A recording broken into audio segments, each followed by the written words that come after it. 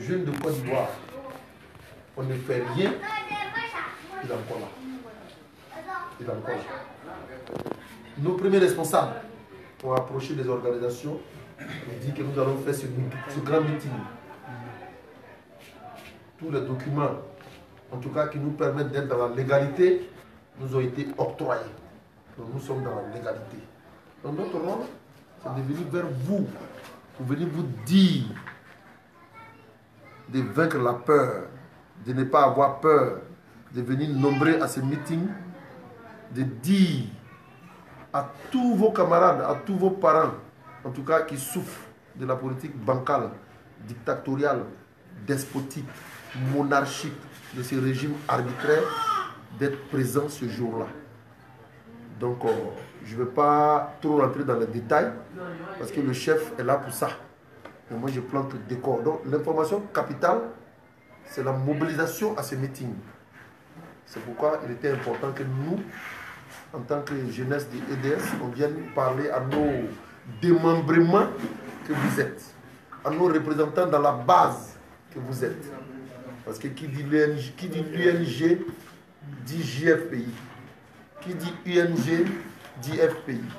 Donc ça là, on ne va pas rentrer dans des explications sur ça. Vous-même, vous savez déjà. Parce que partout où tu vois Stéphane Kipré, tu vois le FPI là-bas. Partout où tu vois le président Alain Zagol, tu vois Daï Nestor là-bas. Tu vois quoi Justin là-bas. Donc ça veut dire que nous sommes dans une tactique. Et c'est ça aussi la politique. Donc, camarade président, je pense que le décor est implanté. Donc, on va te donner la parole pour que vraiment tu puisses annoncer la bonne nouvelle. Merci beaucoup.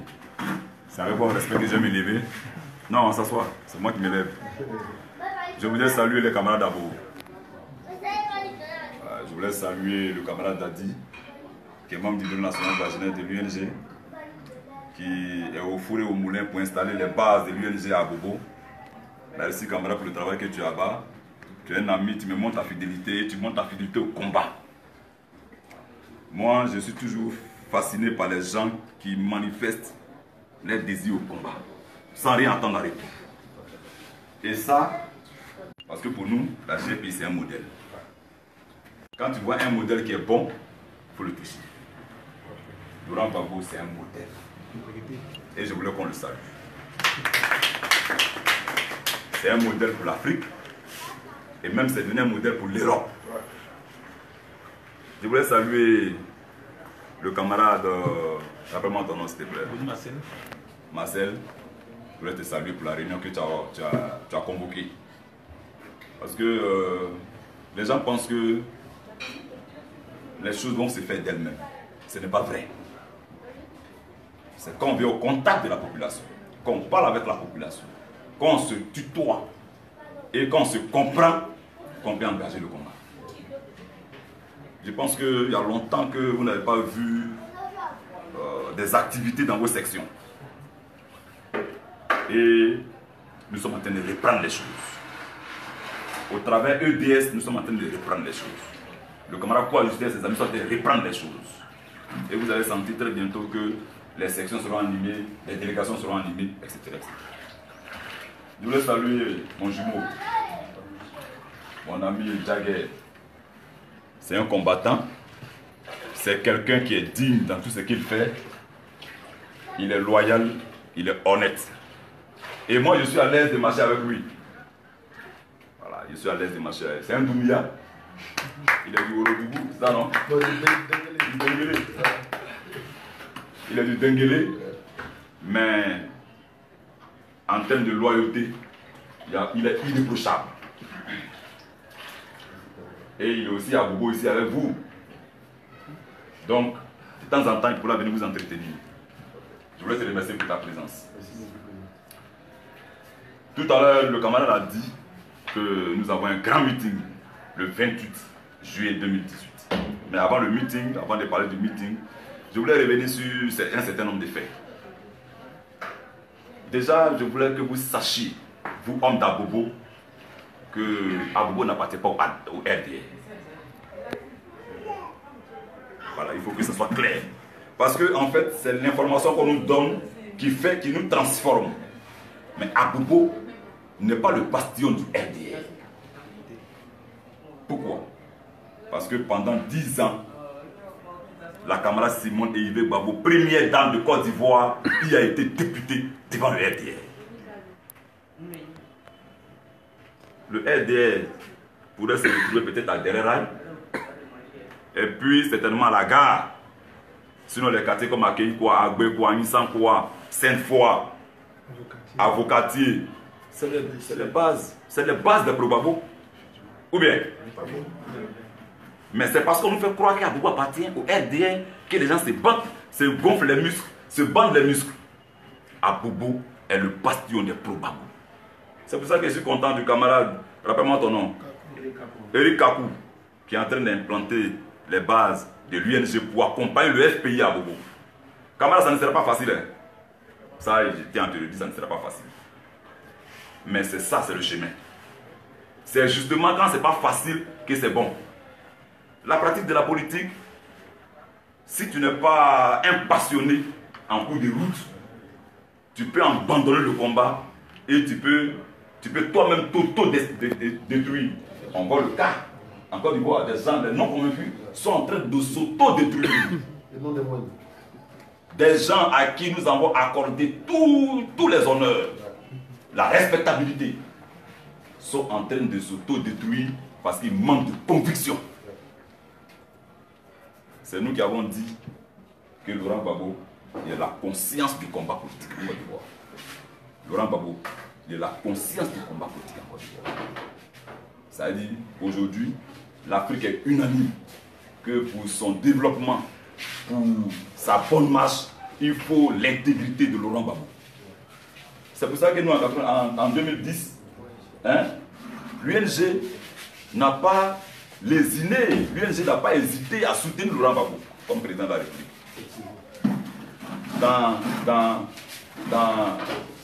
Dans la mouvance LMP, l'UNG n'a pas hésité.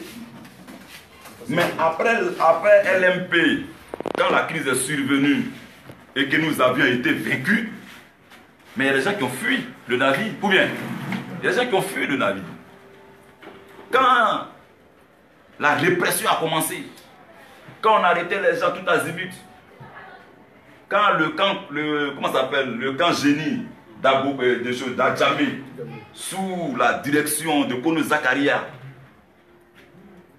martyrisait le peuple, mais les gens ont fui. Et le FPI est resté debout, avec quelques alliés, dont l'UNG. C'est pour ça qu'il faut saluer le président Stéphane Kibé. Parce que il pouvait faire comme les autres. Quand le président Laurent Gbagbo était là, mais il y avait une panoplie d'individus, des mangeurs alimentaires autour de lui. Soutenez Gbagbo, votez Gbagbo. Quand la sauce a commencé à être en mer parce qu'ils ont mis beaucoup de gnagnas dedans, chacun a disparu. Et Laurent Gbagbo s'est retrouvé avec ses hommes les plus sûrs, dont Aboudraman Sangaré. Moi, quand j'évoque le nom d'Aboudraman Sangaré, je suis toujours fasciné. Je sens des petits frémissements dans mon corps. Parce que moi, j'étais petit. Quand l'histoire d'Alpha Kaya est survenue en Côte d'Ivoire, on dit un monsieur qu'ils ont attrapé dans un bureau et que le ministre de l'Intérieur l'a chicoté à cause d'un titre du journal, La Voix, Alpha Kaya. Je ne sais pas si c'est La Voix ou autre journal, hein. On dit Alpha Kaya.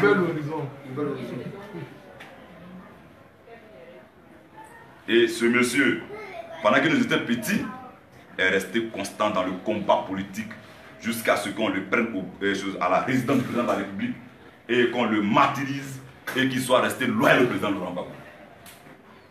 Aboudraman Sangaré, c'est un modèle qu'il faut saluer. Il faut marcher dans ses pas. Parce que c'est Aboudraman Sangaré qui est le président Laurent Gbagbo lui-même l'a dit. Ou bien, il dit, si Aboudraman Sangaré tient, je tiendrai. Il n'a pas dit autre nom. Hein. On est d'accord avec moi? Oui. Il dit, si Aboudraman Sangaré tient, je tiendrai. Mais quand le président Laurent Gbagbo a fini de dire ça, là, il a orienté le débat. Il a orienté le débat. Laurent Gbagbo c'est quelqu'un qui parle. Si tu n'es pas intelligent, tu ne peux pas comprendre. Ça veut dire quand Laurent Gbagbo se tait, dans son silence là, il faut percevoir son message. Sinon, les gens sont en train de sauter. Mais je ne comprends pas pourquoi les gens peuvent avoir une mauvaise lecture de la politique ivoirienne. Bon, ça veut dire Michel Gbagbo, il est tellement méchant et mauvais que lui, il est du camp de ceux qui sont contre son papa. C'est incompréhensible. Mais quand quelqu'un, c'est-à-dire, il faut même un enfant. Parce que les seules personnes que Gbagbo appelle quotidiennement, naturellement, il y a son fils Michel. Ou bien, ça c'est naturel. On peut empêcher le président Laurent Gbagbo de parler à son fils. Non. Ou bien, Jamais. mais son fils a une posture. Bienvenue, doyen. Son fils a une posture. Et les gens pensent que la posture de Michel Gbagbo est une posture corrompue.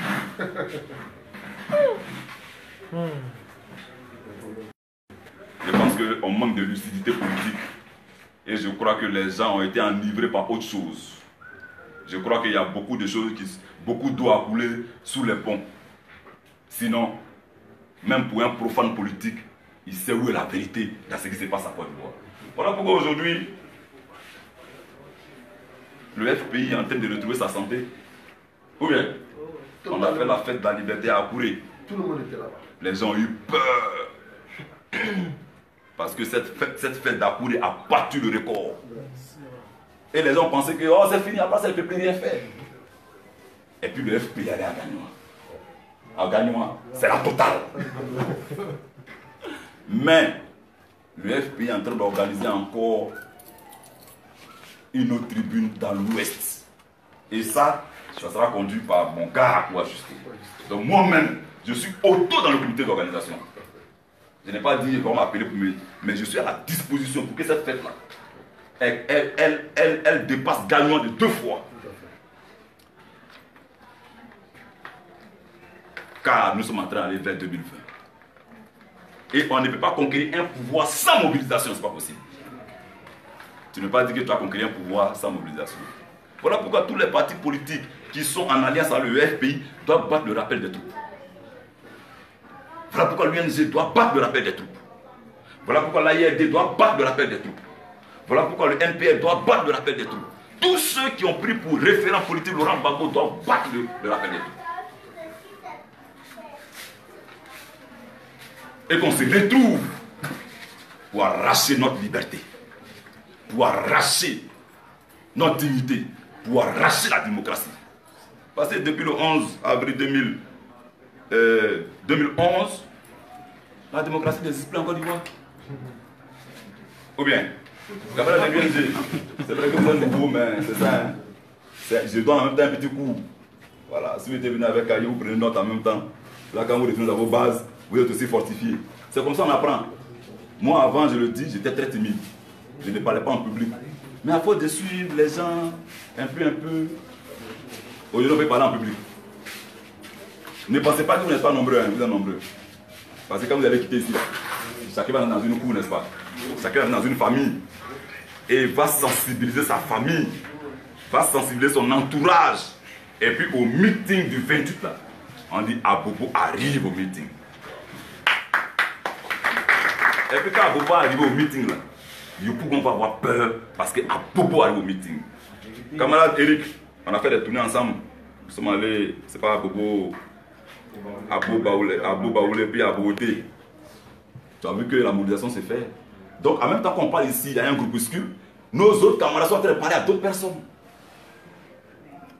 Parce que le meeting du 28 juillet 2018, c'est un grand tournant historique pour la démocratie en Côte d'Ivoire.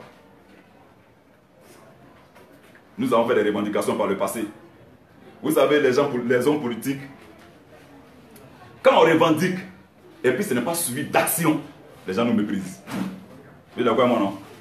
C'est-à-dire, quand tu revendiques et que ce n'est pas suivi d'action, tu es méprisé. Et longtemps on a revendiqué sans action. Nous avons revendiqué la libération des prisonniers politiques. Ou bien, nous avons demandé à ce que les exilés politiques rentrent au pays et qu'on ne gèle pas les comptes des pro-Gbagbo. Mais on a été méprisé, on n'a pas été écouté.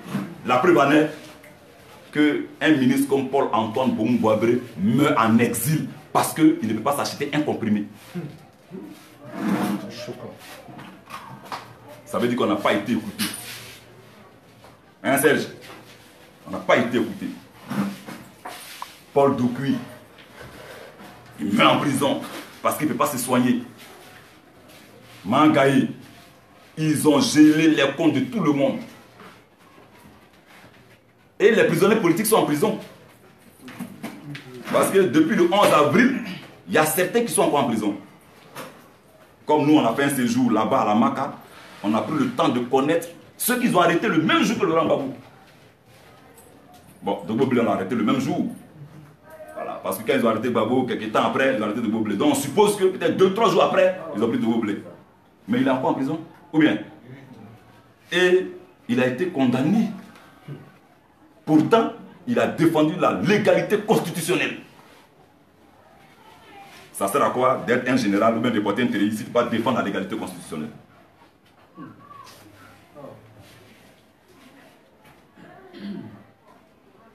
Mais les commandants ABI sont en prison. Capitaine Kipré et commandant Kipré est en prison. Et tout cela, c'est depuis le 11 avril. Mais il y en a même qui sont des jeunes footballeurs qui n'ont rien à voir à la politique. Mais parce qu'ils ont participé à un tournoi dit tournoi Laurent Gbagbo pour la victoire du président, on les a ramassés, on les a mis en prison. Je connais un qui s'appelle Zoku. Il travaille à la Sotra, Athé Philippe. Après, il est devenu ministre, a organisé un tournoi auquel le camarade Zoku a participé. Et le camarade Zoku s'est trouvé en prison parce qu'il a participé à un tournoi, dit tournoi pour la victoire de Laurent Gbagbo.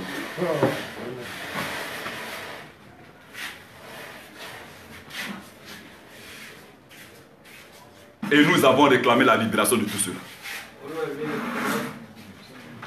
Mais les gens sont allés plus loin, à violer la constitution ivoirienne. Prendre un député, fut-elle la première dame du pays, dépassant tout ce qui est procédure juridique, et on la jette en prison, alors qu'elle a l'immunité parlementaire.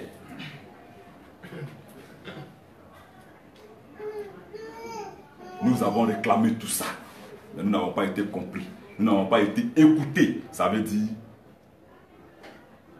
que le régime d'Abidjan s'en fout de nos revendications.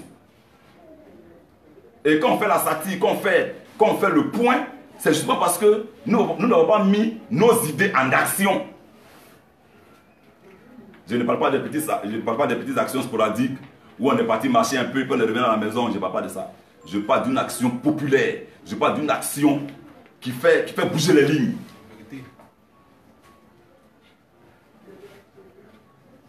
Et nous sommes à autant des actions.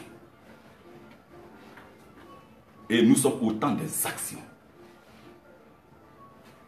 Nous avons posé nous avons posé plusieurs préalables. Et le dernier c'est l'enrôlement.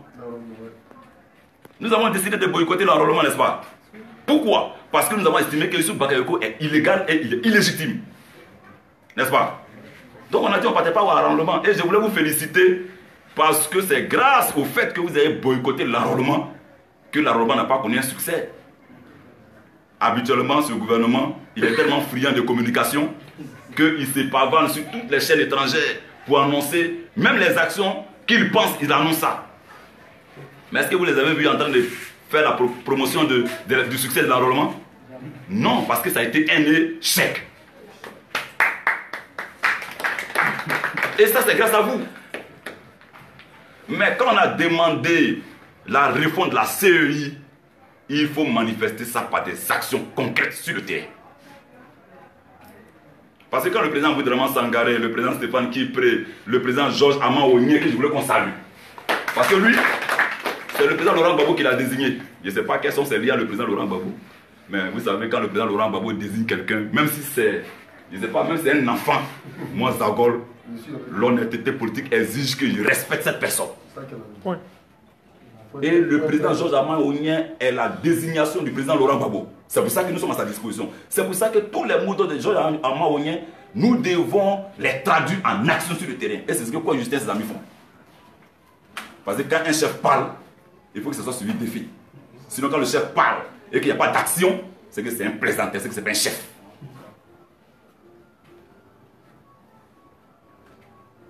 Donc, nous avons lancé le boycott à l'enrôlement. Mais ils ont fait l'enrôlement. Les résultats là, c'est les résultats que tous on connaît. Sur 3 millions d'enrôlés attendus, ils n'ont fait qu'enrôler 400 personnes. Et c'est les nouveaux majeurs. Ça veut dire que la supercherie qui voulait faire là, parce que écoutez, c'est quand il y a l'engouement dans un endroit que les gens s'attirent l'attention des gens. Parce qu'il y a des gens qui n'ont pas internet, il y a des gens qui n'ont pas télé, il y a des gens qui n'ont rien pour savoir, même poste radio n'ont pas, pour savoir qu'il y a un enrôlement. Ou bien, donc quand ils voient dans une école, il y a beaucoup de gens qui se bousculent, il y a quoi là-bas? Ah, il y a un enrôlement, tu vas venir mettre ton nom. Mais on passe devant les écoles, il n'y a personne. Donc là même la femme RDR d'Abobo, elle ça va vaquer à d'autres occupations. Parce qu'il n'y a pas d'engouement devant les bureaux d'enrôlement. Et ça, c'est parce que c'est le FPI qui sait s'enrôler. Ou bien, parce que c'est EDS qui sait s'enrôler. C'est nous qui avons l'engouement populaire. C'est nous qui faisons que la Côte d'Ivoire marche à un rythme. Et là, depuis que Gbagbo a été arrêté, les Ouglomans, personne ne parle. La vie est morte en Côte d'Ivoire. Parce que c'est les pro-Gbagbo qu'il faut animer la vie politique et la vie sociale en Côte d'Ivoire. C'est ça qui est la réalité.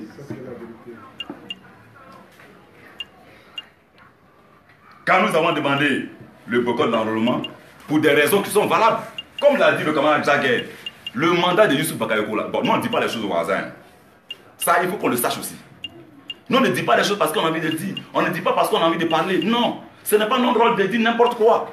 Nous sommes des intellectuels. Donc on pose un problème, on a analysé le problème, et il y a des bases juridiques qui fondent nos revendications. Youssouf Bakayoko, selon la Constitution, est élu pour un mandat de 6 ans non renouvelable. C'est-à-dire qu'il n'a qu'à faire 1 an, 2 ans, 3 ans, qu'en 6 ans non renouvelables. Après les 6 ans, on met une autre personne.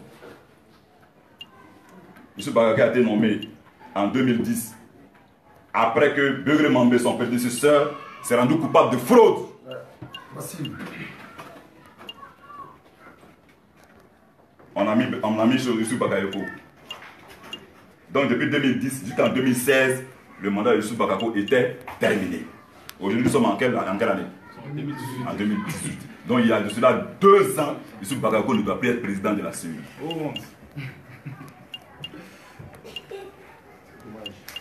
Mais au-delà de l'aspect juridique, la personne qui doit organiser les élections doit être de bonne moralité. Ou bien Serge? Il doit être de bonne moralité. Tu ne peux pas organiser les élections et puis aller dire le résultat dans le fichier de campagne d'un candidat. Même tu dis c'est un enfant de CP, il va dire non, c'est un tricheur. Ou bien, bon, on est en train de jouer au ballon et puis toi arbitre. Tu es dans les vestiaires du camp adverse. Tu fais quoi là-bas? Hein? On dit finale de coupe. Et puis toi arbitre là, on te va dans le maillot de l'autre équipe. Ah, arbitre est toujours en noir. Ou bien, et toi on te voit dans les couleurs de l'autre partie. C'est que tu veux tricher. C'est que tu es un tricheur. Mais le tricheur, c'est un malhonnête. Ou bien, celui qui triche, c'est les malhonnêtes. Ou bien, bon, attends, on dit on n'a qu'à faire ci. Et toi, tu contournes ça pour faire autre chose et puis tu dis que non, j'ai bien fait. Donc, un gars qui est malhonnête ne peut pas conduire une opération électorale en Côte d'Ivoire. Qui va rassurer le peuple? Lui qui dit le vote là, c'est lui qui rassure le peuple. C'est parce qu'il est honnête que tout le monde vient voter et que tout le monde sait qu'on atteint un résultat. Là aux États-Unis, tellement les Blancs sont honnêtes, on n'a pas besoin de prendre un gars de la CEI. On confie ça au ministère de l'Intérieur. En France, c'est le ministère de l'Intérieur qui fait le vote. C'est ça. Mais ici, tu as confié ça à Ahmed Bakayoko. On est foutu. Tu as confié ça à Ahmed Bakayoko, le prix Louba de Côte d'Ivoire. On est foutu. Parce que même Ahmed Bakayoko n'a pas confié. Mais il y a des bureaux de vote où Laurent Gbagbo n'a pas eu de voix. Mais c'est impossible, c'est impensable. qu'un président de la République n'ait pas les moyens d'envoyer un représentant dans un bureau de vote. Donc nous disons que Youssouf Bagayoko, il ne mérite pas d'être à la tête de la CEI. Et c'est pour ça que nous avons revendiqué le fait que l'enrôlement était, on devait boycotter. Mais nous voulons aller plus loin pour débarquer Youssouf Bagayoko à la tête de la CEI.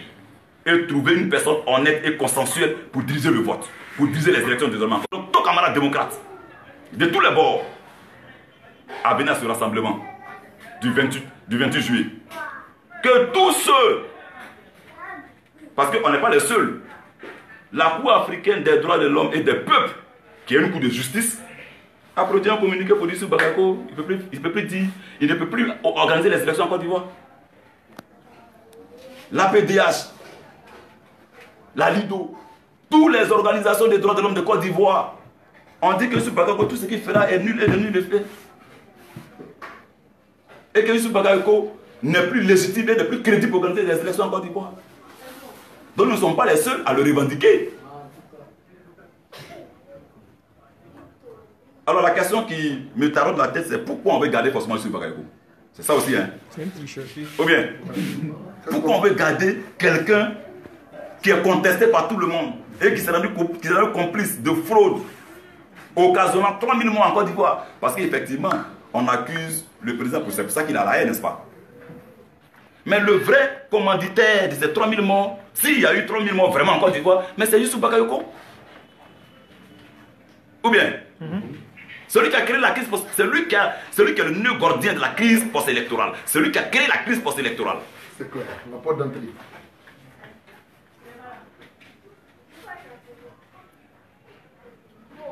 C'est cette personne que nous récusons.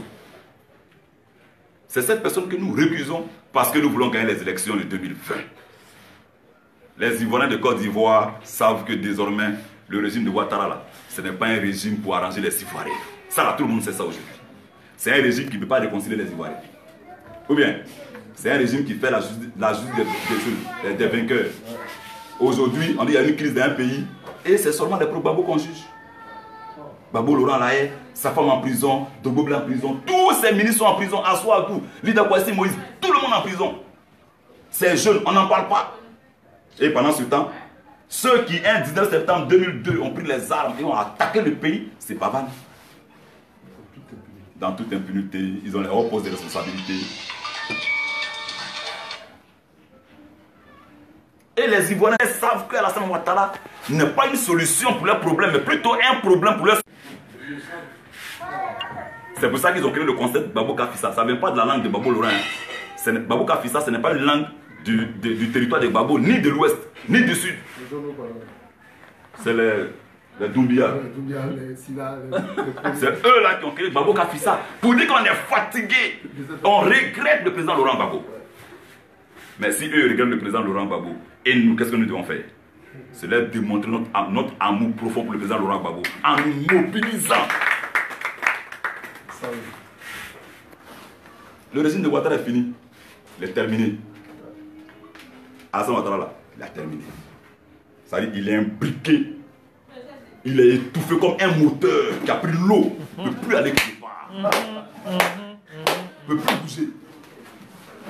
Parce que ceux qui les tenaient là, ceux qui le mettaient sur perfusion là, ils ont enlevé les perfusions. Ouattara a été débranché. Tout son système est basé sur crédit. Tout son système est basé sur crédit. Quand Emmanuel Macron demande à comment ça s'appelle, à Bernard Oudin, donne-moi la liste des prisonniers politiques, c'est pour lui dire si tu ne libères pas là. Bon, on ne te donne plus crédit. Puisque toi, tout ce que tu sais faire dans la vie, c'est de prendre crédit. Laurent Gbagbo a passé 10 ans à la tête de la Côte d'Ivoire. Il y a eu embargo financier. Il ne recevait plus d'aide. Il était obligé de payer 500 milliards par an comme crédit que lui-même n'a jamais pris. Mais les gens ont vécu.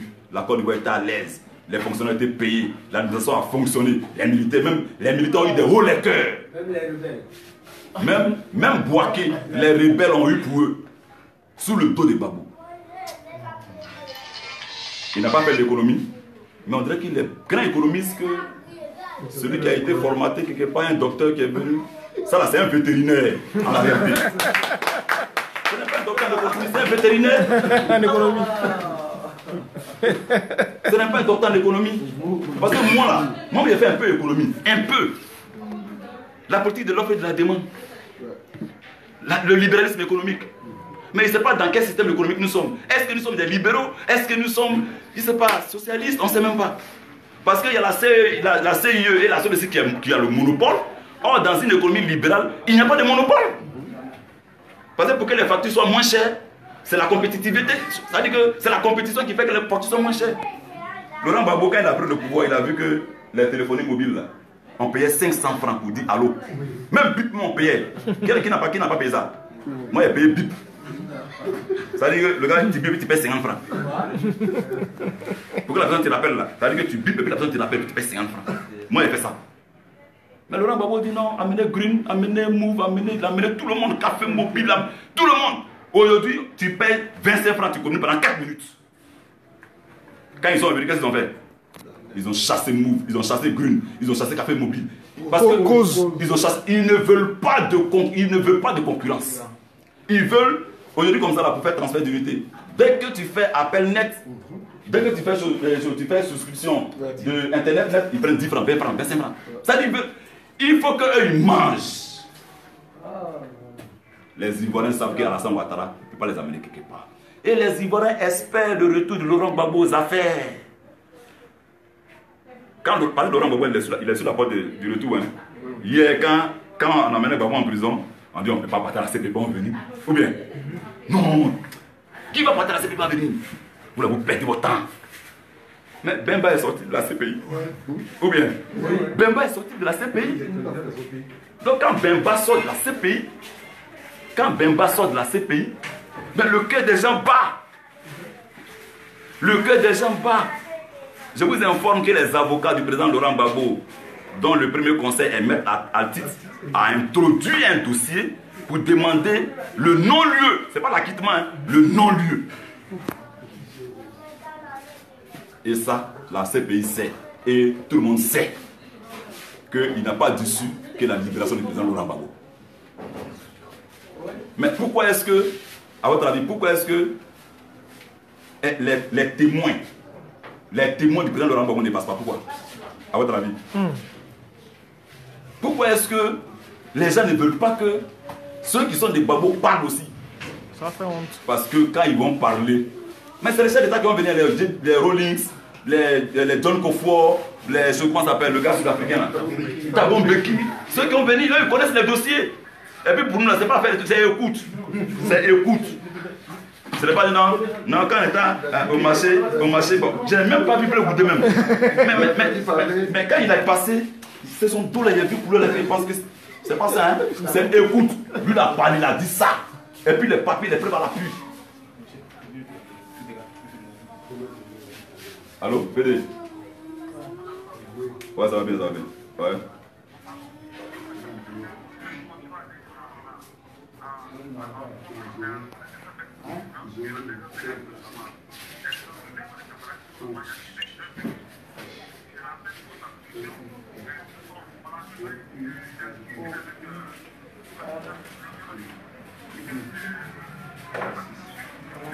Ouais.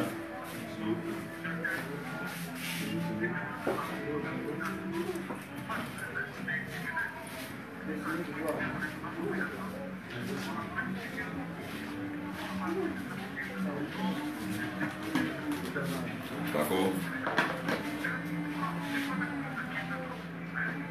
D'accord, j'ai compris. Ouais.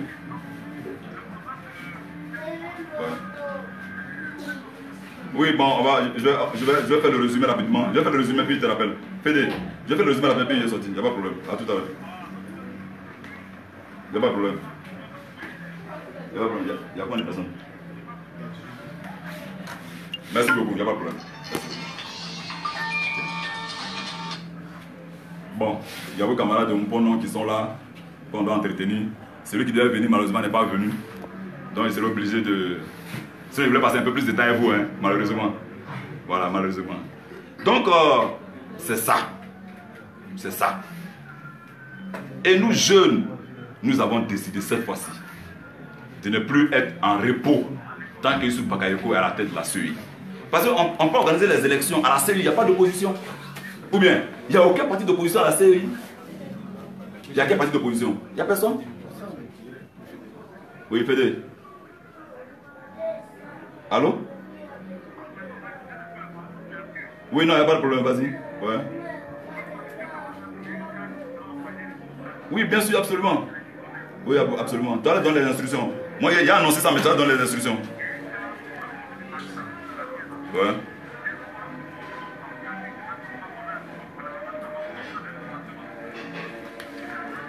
Il n'y a pas de problème. Il n'y a pas de problème. Ok. Ok. Il n'y a pas de problème. Il n'y a pas de problème. Il n'y a pas de problème, merci beaucoup. Donc il n'y a pas d'opposition à la CEI. Il n'y a pas d'opposition. Ils sont seuls. Mais comment on peut aller à des élections pendant qu'on n'est pas là où on dit le vote? C'est pour ça que nous vous appelons vous tous à une mobilisation exceptionnelle. Pour que le 28 là, on démontre à la face de la Côte d'Ivoire et à la face des Occidentaux que nous ne voulons pas de Youssouf Bakayoko aujourd'hui, ni demain. Et qu'on va trouver une personne consensuelle. Si c'est un imam, si c'est un pasteur, si c'est un prêtre, on va trouver la personne consensuelle qui va diriger la CEI. Et puis nous allons aller aux élections. Parce que si nous partons aux élections, en EDS, on est sûr de gagner ces élections devant n'importe quel candidat. Ça, c'est la réalité. Et nous, on veut diriger les affaires parce qu'on veut redonner la vie aux Ivoiriens. Les Ivoiriens sont morts, ils dorment au cimetière. Les Ivoiriens dorment au cimetière. Il faut emmener les Ivoiriens pour venir dormir dans des maisons. Et les seules personnes qui peuvent faire ça, c'est les socialistes, c'est EDS.